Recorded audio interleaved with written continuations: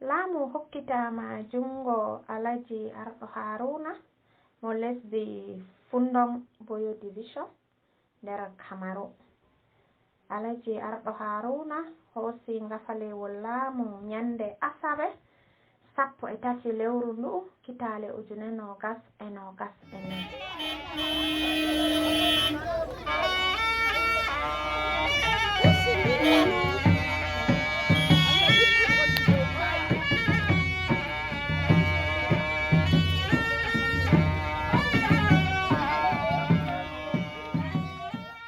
Himɓe mawɓe tilimɓe jalɗiri babal mai ko nandi himɓe gomnati, lamlamɓe, modiɓɓe, hoɓɓe, bandiraɓe, himɓe jur jalɗiri babal mai.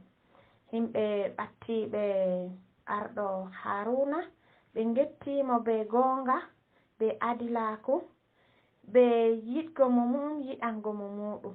Ɓe mbi'i mo wala ganyo sey giɗo, o torrata goɗɗo sey o wallito himɓe.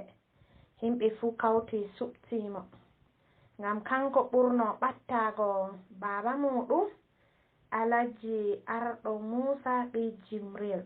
Kanko bo hanko woni ɓiɗɗo maako mawɗo, nden ardungal baba maako ɓe gettingal ɓe maningal, amma ɓe tammo ɓe giɗi Arɗo Haruna huwa ko ɓuri yettore ngam o marɗo andal Arabiya e Azamiya, o marɗo gonga.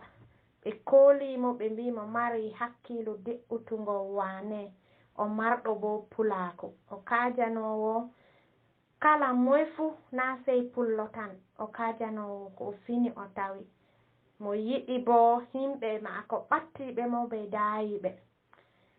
Laamu bo waɗi pijille feere feere ngaɗi nyande Asawe be nyalade Alat. Pijille ngaɗi ko nandi e football, wamarde baralla, ɓe ngaɗi subtol. I have foot bend like my own soul.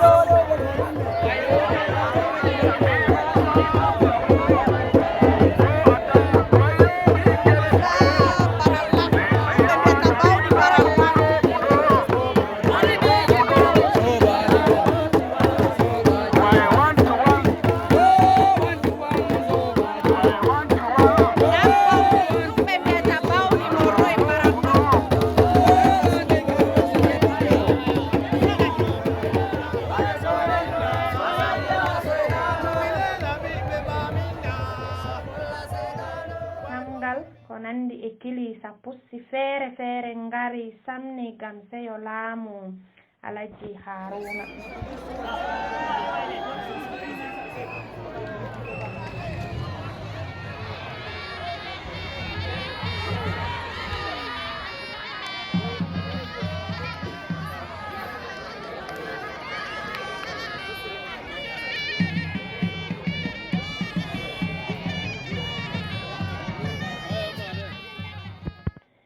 Alaji Haruna goɗɗo tilinɗo, sobajo himɓe fuu. Himɓe bo ngari artiste en towtuɓe ko nandi e Faɗi Kippo en, Adama Ba'a en, Ila Isa en, Kari Lasa en, Jonguman, goɗɗo bawɗi, Nuhu en, ɓe fuu maɓɓe ɓe jalɗiri. Ɓe mbi kodagam laabi Kamaru e mari saɗirmaji ma ɓe potayi Alaji Arɗo Haruna laamo ɓe jottaki leydi Fundong. To hoɓɓe waruɓe be tawaɓe himɓe fuu humto waɗi jam salake jam, warnoɓe bo koti jam. Alaji goto ɓattiɗo ɓurɗo ɓattago Alaji Arɗo Haruna mo ɓe mbi Alaji Hassan Ja'e mo ƴoola ɗahandi diga Saɓɓil. Kanko fuu en keɓi hirdugo be maako mo yetti arɗo Haruna mo barkiɗini ɗum ngam o wi himɓe mo mawnidi be muɗum meɗa suna mo hanko ma ɓattiɗo ɗum accuma dayiɓe ɗum to kadi laamu kam en mbi'a sey Allah hokka sa'a Allah walla mo bana ni no himɓe giɗirimo be no o yiɗiri himɓe yala ɗum tabbita to hanjum woni laamu arɗo Haruna hayru Hawwe Buuba diga Bamenda Kamaru.